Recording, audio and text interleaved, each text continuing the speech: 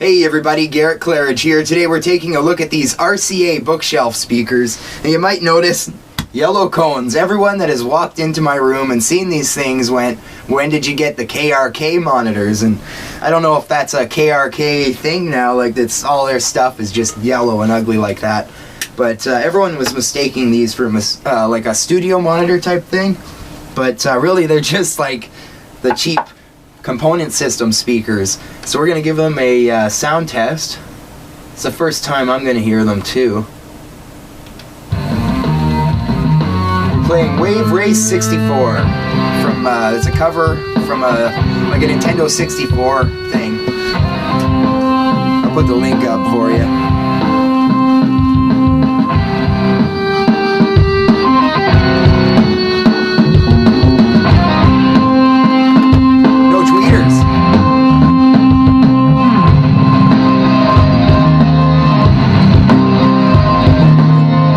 So I don't think this is one of those speakers that lets you take them apart, so, you know, the old hammer.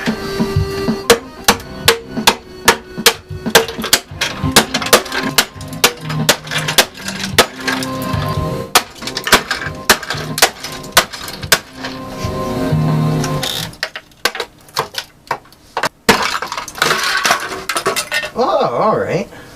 So something that's catching my attention right off the bat with these wires here, one coming out of the tweeter, one coming out of the woofer cavity, and they both had these leads on them. I was thinking it was for an LED thing that I smashed off, but then I found this little guy on the floor here, and I have reason to believe this is just an external sort of crossover capacitor here, a high pass filter, and they shoved it right here. Something like that. Here we can see how they're made very cheaply with the plastic enclosures holding the drivers. Those are just sticking out of the wooden cabinet. You need that front bezel to get the port noise. Let's crack into these things, see what we got behind the scenes. Oh, I'm bending it.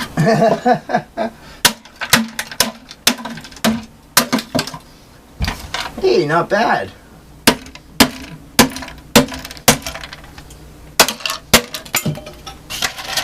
Nothing in the cabinet, no insulation, just a wire. I just had to remind myself what brand of speakers I was actually taking apart here because all the drivers are labeled Samsung. We actually ended up with some nice looking drivers here. The Samsung 100 watt 6 ohm 6.5 inch woofers. And there's also these 2.5 inch tweeters which are also labeled 6 ohm 100 watts. That's a little weird. They look like the same power. I'm just real curious if these had a crossover issue or the tweeter was actually blown out.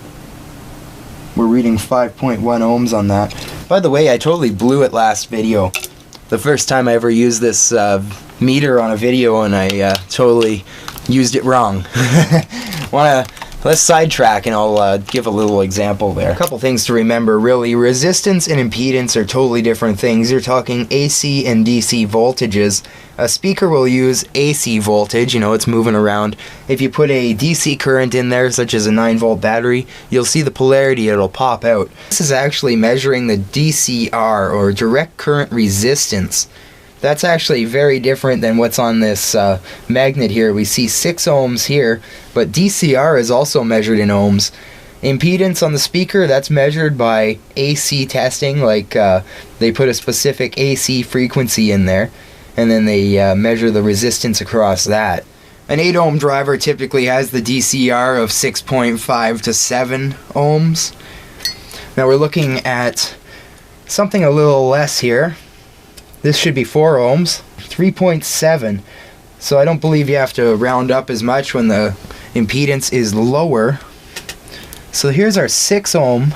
So the 6 ohm driver is measuring 5.5 or 5.6. By far not the most perfect way to check your speakers, but it will give you a general idea. Like if you were doing a guitar cabinet with 4 12s in it and you had to wire it up a certain way, you're definitely going to want to know what the impedance at the end of that is.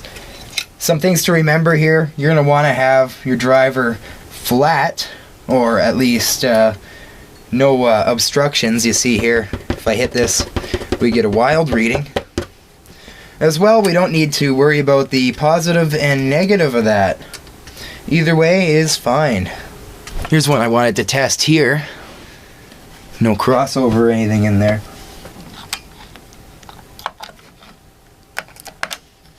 Here's a good example of how the DCR will vary from speaker to speaker, so don't be afraid if the numbers seem a little bit off. It's more of a ballpark figure, really.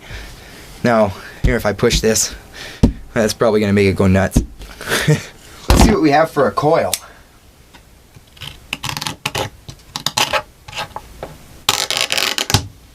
Hey, that's not too bad. That's actually a pretty nice woofer. So that coil's 1.5 inches in diameter. That's pretty interesting. That's more like you see on a subwoofer. Not a bad quality little driver here with a rubber surround. I wonder what it's made of. It almost looks like that Kevlar kind of shit. Just yellow paper. See what's inside here. Pretty cool looking. I'm going to have to take this apart to get this tweeter powered up. I think the crossovers are blowing on both these.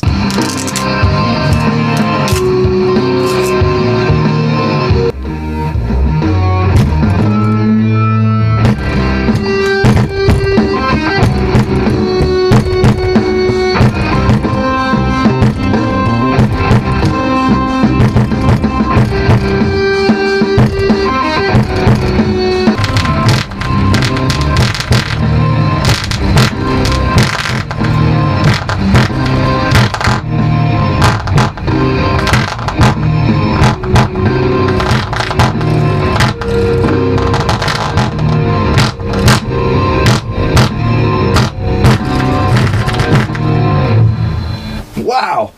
1/2 blew, but it went right through that song.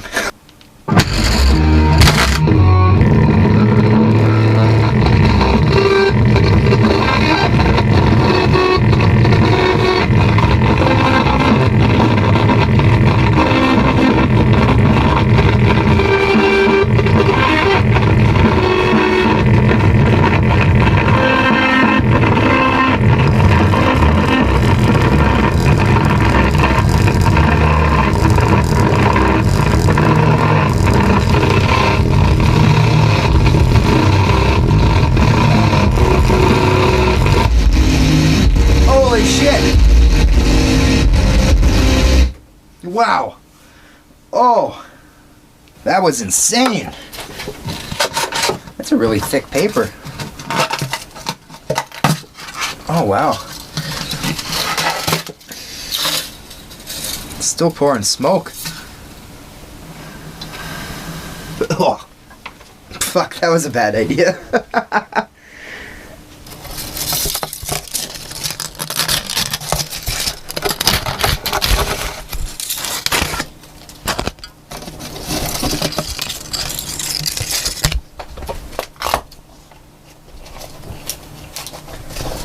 Oh, that's one tough cone and surround.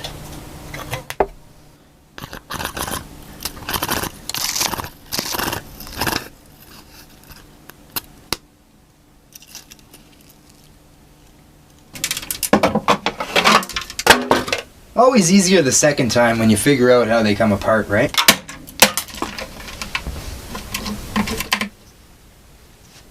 Whoops. So I'd just like to know if this still works or not. Oh nice, it's reading 5.1. That makes sense, 6 ohms. So this says 100 watts on it. Let's see.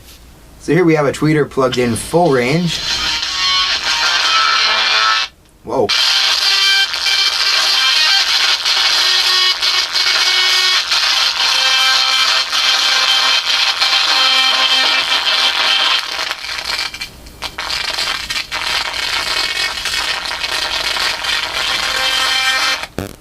Whoa, I've never seen a tweeter do that before. That was kind of interesting. So the glue actually melted on this coil and made it quite an oily mess. All the residue, it's pretty gross. Alright, I'm going to try this one with the dust cap left on.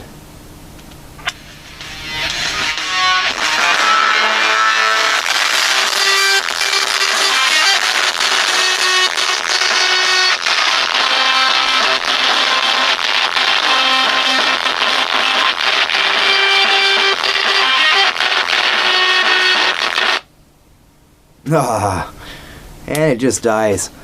Oh wow, I could actually see the dust cap melting. Ooh. Actually, the thing I like about these cabinets the most is the fact that I'm not going to have to chop them up to fit them inside my wood stove. Alright guys, have yourself a nice fucking day.